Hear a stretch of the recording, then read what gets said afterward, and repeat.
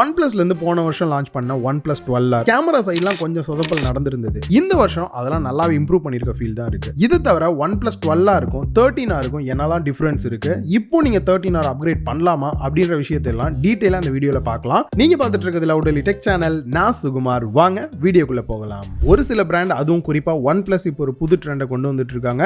என்னன்னா பிரைஸை வந்து போன வருஷம் இருந்த பிரைஸை இந்த வருஷமும் ஃபிக்ஸ்டா வச்சுட்டு ஸ்பெக்ஸை மட்டுமே இம்ப்ரூவ் பண்ற மாதிரியான விஷயம் கொண்டு வராங்க. அந்த வகையில் போன வருஷம் என்ன பிரைஸோ அதே பிரைஸ்ல தான் இந்த மொபைலையுமே லான்ச் பண்ணியிருக்காங்க. அந்த வகையில் என்ன இம்ப்ரூவ்மெண்ட்ஸ் அப்படின்னு பார்த்தீங்கன்னா, ஃபர்ஸ்ட் பர்ஃபார்மன்ஸ் அண்ட் ப்ராசஸர்லேயே ஸ்டார்ட் பண்ணலாம் அப்படின்னு நினைக்கிறேன். அந்த வகையில் பார்த்தீங்கன்னா எப்பயுமே OnePlus தரப்புல இருந்து அவங்களோட இந்த OnePlus 13 அப்படின்னா லேட்டஸ்ட்டாக இருக்கக்கூடிய ஸ்னாப்டிராகன் ப்ராசஸரும், அதுவே இந்த R சீரிஸ் பார்த்தீங்கன்னா ஒரு வருஷம் பழைய ப்ராசருமே வந்து யூஸ் பண்ணியிருப்பாங்க. அந்த வகையில் இதில் ஸ்னாப்டிராகன் 8 Gen 3 ப்ராசர் வந்து யூஸ் பண்ணியிருக்காங்க. இதோட பர்ஃபார்மன்ஸ் எந்த அளவுக்கு இருந்தது? அதுக்கு முன்னாடி இதில் வேப்பர் சேம்பர் கூலிங் சிஸ்டமும் கொடுத்துருக்கோம் அப்படின்றாங்க. அதனால கூலிங் பெட்டராகவே இருக்கணும். நார்மலாக கேம் பிளே இந்த மாதிரிலாம் டெஸ்ட் பண்ணுறதுக்கு முன்னாடி பெஞ்ச் மார்க் என்ன வந்தது அப்படின்றத பார்த்துடலாம். அன்டு பெஞ்ச் மார்க்கை பொறுத்த வரைக்கும் 1.78 மில்லியனுக்கு மேலேயே வந்து கிடைச்சிருந்தது. CPU த்ராட்லிங்கை பொறுத்த வரைக்கும் 77%, வைல்ட் லைஃப் எக்ஸ்ட்ரீம் ஸ்ட்ரெஸ் டெஸ்ட்டை பொறுத்த வரைக்கும் 80% வரைக்குமே கிடைச்சிருந்தது.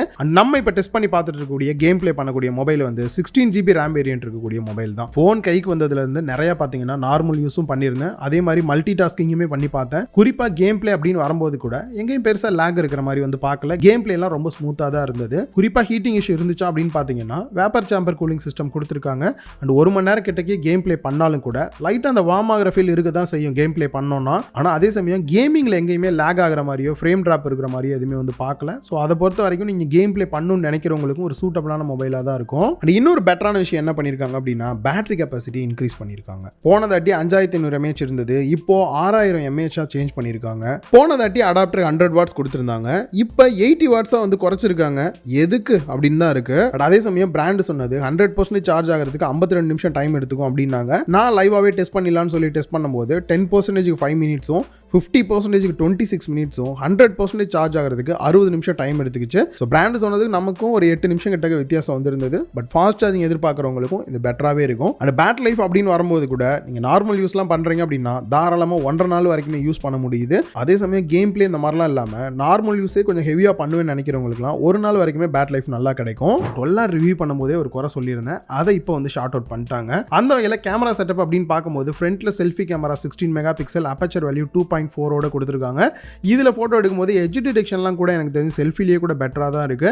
பியூட்டி மோடு கூட நல்லா இருக்கு. ஆனால் என்ன ஒரு விஷயம், கொஞ்சம் ஜூம் பண்ணா கூட ஃபேஸில் வந்து டீடைலிங் மிஸ் ஆகிறது நல்லாவே பார்க்க முடியுது. அண்ட் வீடியோ அவுட்புட் அப்படின்னு பார்க்கும்போது 1080p 30 fps தான் கொடுத்துருக்காங்க. இது ஒரு பெரிய குறையாக தான் நான் பார்க்குறேன்.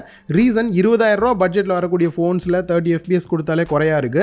இதில் இன்னுமே வந்து இப்படி கொடுத்துட்டு இருந்தாங்கன்னா நல்லா இல்லை இந்த விஷயம். அண்ட் அதே சமயம் பேக் சைட் கேமரா செட்டப் அப்படின்னு பார்க்கும்போது ட்ரிபிள் கேமரா செட்டப் கொடுத்துருக்காங்க. மெயின் கேமரா இந்த இடத்துல 50 mega pixel, aperture value 1.8 சோனியோட LYT 700 sensor use பண்ணியிருக்காங்க. வித் OIS சப்போர்ட்டோட வருது. இதில் எடுக்கப்பட்ட ஒரு சில போட்டோஸும் பார்க்கலாம். குறிப்பாக போர்ட்ரேட் போட்டோஸ் எட்ஜ் டிடெக்ஷன் நல்லாவே பெட்டரா இருக்கு. பியூட்டி மோடுமே பெட்டரா இருக்கு. அதே சமயம் ஃபேஸ்லயும் கொஞ்சம் டீடைல்ஸ்லாம் கிடைக்குது. மற்றபடி இமேஜஸ்லாம் பார்க்கும்போது ஷார்ப்பாகவே இருக்கு அப்படின்னு சொல்லலாம். Next ultra wide angle camera 8 mega pixel வந்து கொடுத்துருக்காங்க. இதை மெயினோட கம்பேர் பண்ணி எந்த அளவுக்கு இருக்கு அப்படின்றத பாருங்க. இதையுமே இன்னும் கொஞ்சம் இம்ப்ரூவ் பண்ணிருக்கலாம், பட் இருந்தாலும் இது ஓகே தான். ரீசன் பார்த்தீங்க அப்படின்னா 2 mega pixel macro camera last time கொடுத்துருந்தாங்க, செம மொக்க. அதை கம்பேர் பண்ணும்போது இந்த தாட்டி டெலிஃபோட்டோ 50 மெகா பிக்சல் கொடுத்துருக்காங்க. ரியலாவே ஒரு நல்ல அப்கிரேடாக தான் பார்க்குறேன். 2x அளவுக்கு பார்த்தீங்கன்னா நீங்கள் டெலிஃபோட்டோ ஜூம் பண்ணி எடுக்க முடியும். இதில் எடுக்கப்பட்ட ஃபோட்டோ அவுட்புட்டுமே பார்த்தீங்கன்னா இந்த பேக்ரவுண்ட் பிளர் எஃபெக்ட்லாம் கூட வந்து உங்களுக்கு பெட்டராகவே இருக்கிறத பார்க்க முடியும். அண்ட் டெலிஃபோட்டோ மஸ்ட் இந்த பிரைஸ் ரேஞ்ச் கொடுக்கணும், மிஸ் பண்ணாமல் கொடுத்துருக்காங்க. அண்ட் வீடியோ அவுட்புட் அப்படின்னு பார்க்கும்போது மேக்ஸிமம் 4K 60 fps இல்லாட்டி 30 fpsல எடுக்கிற மாதிரி வந்து கொடுத்துருக்காங்க. அதுலேயும் குறிப்பாக OIS சப்போர்ட்டோட இருக்கனால வீடியோஸ் பாருங்க நல்லாவே வந்து ஸ்டேபிளாக இருக்கு. 12Rல பார்த்தீங்க அப்படின்னா கர்வ்டு டிஸ்பிளே கொடுத்துருந்தாங்க, இப்போ அது ஒரு ஃபிளாட் டிஸ்பிளேவா வந்து சேஞ்ச் பண்ணியிருக்காங்க. அண்ட் அதே மாதிரி பெசல்ஸ்மே பார்த்தீங்க அப்படின்னா நல்ல ஒரு மினிமம் பெசல்ஸாக கொடுத்துருக்காங்க. 4 சைடுமே பார்க்கறதுக்கு உங்களுக்கே தெரியும் ஒரு ஃபுல் வியூ டிஸ்பிளே நல்லாவே வந்து கிடைக்குது. சைஸை பொறுத்த வரைக்கும் 6.78 inch 1.5K Pro XDR 10-bit display use பண்ணியிருக்காங்க. LTPO 4.1 சப்போர்ட்டோட இருக்கு. ஸோ இதனால ரிஃப்ரெஷ் ரேட் பார்த்தீங்க அப்படின்னா 120 Hz கொடுத்துருக்காங்க. 1 Hz இருந்து 120 Hz வரைக்கும் ஆட்டோமேட்டிக்காக சேஞ்ச் ஆகிற மாதிரி இருக்கனால பேட்டரி லைஃப் இன்னும் கொஞ்சம் உங்களுக்கு பெட்டராகவே இருக்கும். அண்ட் HDR 10+ சப்போர்ட்டும் கொடுத்துருக்காங்க. டால்பி விஷன் சப்போர்ட்டுமே வந்து கொடுத்துருக்காங்க. ப்ரொடெக்ஷனை பொறுத்த வரைக்கும் last time Gorilla Glass Victus 2 கொடுத்துருந்தாங்க, ஒரு நல்ல விஷயம் தான். பட் இந்த தாட்டி டவுன் கிரேட் ஆன மாதிரி Gorilla Glass 7i கொடுத்துருக்காங்க. இது பார்த்தீங்கன்னா ஸ்க்ராட்சை பொறுத்த வரைக்கும் அந்த அளவுக்கு ஆகாது, பெட்டராகவே இருக்கும். பட் தெரியாமல் கீழே ட்ராப் பண்ணிடுறீங்க அப்படின்லாம் வரும்போது விக்டர்ஸ் 2 கம்பேர் பண்ணும்போது இது கொஞ்சம் ப்ரொடெக்ஷன் கம்மியாக தான் இருக்கும். பீக் பிரைட்னஸ் 4500 நெட்ஸ் கொடுத்துருக்காங்க. இண்டோர் அவுட்டோர் டைரக்ட் சன்லைட்டில் கூட போய் யூஸ் பண்ணி பார்த்தேன். பெட்டராகவே இருக்குது டிஸ்பிளே பார்க்கறதுக்கு. ஒன்றும் பெரிய இஷ்யூஸ் எதுவுமே இல்லை. ஓவரால் டிஸ்பிளே அப்படின்னு பார்க்கும்போது கர்வ் டிஸ்பிளேலேருந்து இந்த இடத்துல ஃப்ளாட்டாக மூவ் ஆகிருக்கிறது நிறைய பேருக்கு பாசிட்டிவாக இருக்கலாம், சில பேருக்கு வந்து நெகட்டிவாக இருக்கிற மாதிரி இருக்கலாம். ஸோ உங்களுக்கு என்ன தோணுது அப்படின்றதையும் கமெண்ட் பாக்ஸில் கமெண்ட் பண்ணுங்கள். மற்றபடி டிஸ்பிளேயோட குவாலிட்டி வைஸ் பார்க்கும்போது ஒரு பெஸ்ட்டான ஒரு பெட்டரான டிஸ்பிளே தான் வந்து யூஸ் பண்ணியிருக்காங்க. ஃபிங்கர் பிரிண்ட் ஸ்கேனரை பொறுத்த வரைக்கும் இன் டிஸ்பிளே ஃபிங்கர் பிரிண்ட் ஸ்கேனரும் அலர்ட் ஸ்லைடர் எல்லாருமே எதிர்பார்ப்பீங்க, அதுவுமே பார்த்தீங்க அப்படின்னா கொடுத்துட்டாங்க. அண்ட் ஹைபிரிட் சிம் ஸ்லாட் வருது, 2 சிம் கார்டு வந்து நீங்கள் யூஸ் பண்ணிக்க முடியும். மற்றபடி ஸ்டீரியோ ஸ்பீக்கர் செட்டப் கொடுத்துருக்காங்க. கேட்கறதுக்கு நல்லா லவுடராக இருக்கு, பெருசாக குறை சொல்கிற மாதிரி இல்லை. டிவி ஏசி எல்லாம் கண்ட்ரோல் பண்ணுறதுக்கு ஐஆர் பிளாஸ்டருமே வந்து கொடுத்துருக்காங்க. நெக்ஸ்ட் ஓஎஸ்க்கு வந்தோம் அப்படின்னா ஆக்சிஜன் OS 15 ஆண்ட்ராய்ட் 15 பேஸ் பண்ணி ரன் ஆகிற மாதிரி வந்து கொடுத்துருக்காங்க. ஆண்ட்ராய்ட் 14 விட விஷுவலாக பார்க்கறதுக்கு சில இம்ப்ரூவ்மெண்ட்ஸ் நல்லாவே நோட் பண்ண முடியுது. ஆனால் அதே சமயம் நெட்ஃப்ளிக்ஸ் இந்த மாதிரியான சில தேவையில்லாத ஆப்ஸுமே வந்து கொடுக்க தான் செய்கிறாங்க. பட் நீங்கள் வந்து அன்இன்ஸ்டால் பண்ணிக்கலாம். அண்ட் நெக்ஸ்ட் லாஸ்ட்டாக வந்துருக்கூடிய செக்யூரிட்டி பேட்ச் அப்டேட்டை பொறுத்த வரைக்கும் நவம்பர் மாதம் வரைக்குமே வந்து கொடுத்துருக்காங்க. இவங்க ப்ராமிஸாக கொடுக்கக்கூடிய அப்டேட்ஸ் அப்படின்னு பார்க்கும்போது 4 வருஷத்துக்கான சாஃப்ட்வேர் அப்டேட்டும் 6 வருஷத்துக்கான செக்யூரிட்டி பேட்ச் அப்டேட்டுமே கொடுக்கறதா சொல்லியிருக்காங்க. அண்ட் ஏஐ ஃபீச்சர்ஸ் அப்படின்னு வரும்போது சர்க்கிள் டு சர்ச் இந்த மாதிரி எக்கச்சக்கமான ஃபீச்சர்ஸ் கொண்டு வந்திருக்காங்க.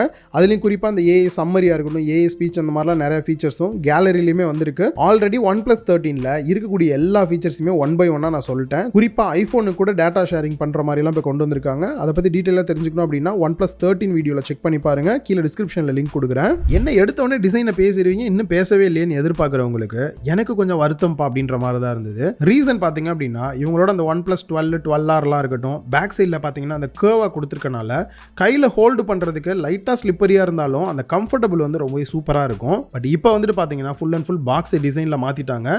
பட் எட்ஜஸ்லாம் பார்த்தீங்கன்னா ரொம்ப ஷார்ப்பாக இல்லாமல் லைட்டாக ஃபில்லட் பண்ணது ஏதோ ஓகேன்னு இருக்கு. மற்றபடி போனதாட்டி அளவுக்கு கேர்வாக இல்லாட்டி கூட லைட்டாக பேக் சைடில் கேர்வ் கொடுத்துருந்தாங்கன்னா கையில் ஹோல்டு பண்ண இன்னும் கொஞ்சம் பெட்டராக இருந்திருக்கும். கலர்ஸ் அப்படின்னு பார்க்கும்போது ஆஸ்ட்ரல் ட்ரையல் அப்படின்றத நம்ம கையில் இருக்கு. இன்னொரு கலர் வேரியண்ட்டுமே வந்து கொடுத்துருக்காங்க. இது பார்க்கறதுக்கு எப்படி இருக்கு அப்படின்னா அந்த யூனிவர்ஸை சுற்றி அப்படியே வந்து ரிங்கு மாதிரி இருக்கிற மாதிரி வந்து காட்டுவாங்க. அதே மாதிரி அந்த கேமரா பம்பை சுற்றி அழகாக வர மாதிரி வந்து கொடுத்துருக்காங்க. இதை பார்க்கறதுக்கு லைட்டாக ஷேக் பண்ணும்போது அந்த கிரேடியன்ட் ஃபீல்டில் கொஞ்சம் டிஃப்ரெண்ட்டாகவே தான் இருக்கு. கேஸ் போட்டு யூஸ் பண்ணுறன்ற போது ஓகே தான். வெயிட் பேலன்ஸுமே பெட்டராக பண்ணியிருக்காங்க. பாக்ஸ் டிசைன்னால கொஞ்சம் கேம் பிளே பண்ணும்போதெல்லாம் இப்படி மேலே ஹோல்டு பண்ணி பிடிக்கிறீங்க அப்படின்னாலுமே நல்லா இருக்கும். அண்ட் இன்னொன்று நான் பெருசாக எதிர்பார்த்துட்டு இருந்தது இப்போ ரீசன்ட் ஃபோன்ஸில் ஏன் குறிப்பாக OnePlus 13ல கூட பார்த்தீங்க அப்படின்னா IP69 ரேட்டிங்கோட வந்து கொடுத்துருந்தாங்க. இதுலையும் கொடுப்பாங்கன்னு எதிர்பார்த்தேன். அட்லீஸ்ட் IP68 கொடுத்துருக்கலாம், அதுவும் கிடையாது. IP65 தான் கொடுத்துருக்காங்க. இதனால் தெரியாமல் கூட தண்ணியில் வந்து போட்டுறாதீங்க. லைட்டாக வந்து தண்ணி இந்த மாதிரி ஸ்ப்ரே ஆயிடுது, தொடச்சிடுறீங்கன்னா பரவாயில்ல, டஸ்ட் எதுவுமே உள்ளே போகாது. மற்றபடி தண்ணிக்குள்ளே போட்டுட்டு அப்புறம் வாரண்டி கவர் ஆகலைன்னு சொல்லி வருத்தப்படாதீங்க. அண்ட் அதே மாதிரி AquaTouch 2.0 வந்து கொடுத்துருக்காங்க. இதனால் கையிலலாம் வந்துட்டு தண்ணியோட நீங்கள் டச் பண்ணாலும் கூட ஒர்க் ஆகும்னு தான் சொல்கிறாங்க. சரி, எல்லாம் ஓகே ப்ரோ, ஓவராலாக ஃபோன் எப்படி தான் இருக்குன்னு கேட்குறவங்களுக்கு 12R கம்பேர் பண்ணும்போது சேம் அதே ப்ரைஸே தான் 43,000 ரூபா இதையுமே ப்ரைஸ் பண்ணியிருக்காங்க. ஸோ 13Rல நிறைய அப்கிரேட் பண்ணியிருக்காங்களான்னா எங்கெல்லாம் முக்கியமாக சேஞ்சஸ் நடக்கணுமோ அங்கே எல்லாமே பண்ணியிருக்காங்க. குறிப்பாக ப்ரைஸை இன்க்ரீஸ் பண்ணி ஸ்பெக்கை இன்க்ரீஸ் பண்ணாமல் இந்த மாதிரி பண்ணுற விஷயம் நல்ல ஒரு அப்கிரேடாக தான் எனக்கு வந்து தோணுது. பட் இருந்தாலும் வீடியோவில் சொன்ன மாதிரி இந்த ஒரு சில குறைகள் இருக்கு, அதெல்லாம் தவிர்த்திருந்தாங்க அப்படின்னா இன்னுமே பெட்டராக இருந்திருக்கும் இந்த ஃபோனு. 13R கண்டிப்பாக நிறைய பேரோட ஆப்ஷனாக இருக்கலாம். உங்களுக்கு வேற ஒரு ஃபோன் ஆப்ஷன் இருக்கு, அது கூட கம்பேர் பண்ணணும்னு தோணுச்சுன்னா எந்த ஃபோன் அப்படின்றத கீழே கமெண்ட் பாக்ஸில் மறக்காம ஷேர் பண்ணுங்க. முடிஞ்ச அளவுக்கு குயிக்காக அதையும் ரிவ்யூ பண்ண ட்ரை பண்ணுறேன். இந்த வீடியோ உங்க எல்லாருக்குமே யூஸ்ஃபுல்லாக இருந்திருக்கும் அப்படின்னு நினைக்கிறேன். வீடியோ பிடிச்சிருந்தா லைக் பண்ணுங்க, உங்க ஃப்ரெண்ட்ஸ் கூடயும் ஷேர் பண்ணுங்க. மறக்காம லவுடிலி டெக் சேனலுக்கு உங்களோட சப்போர்ட்டை கொடுங்க.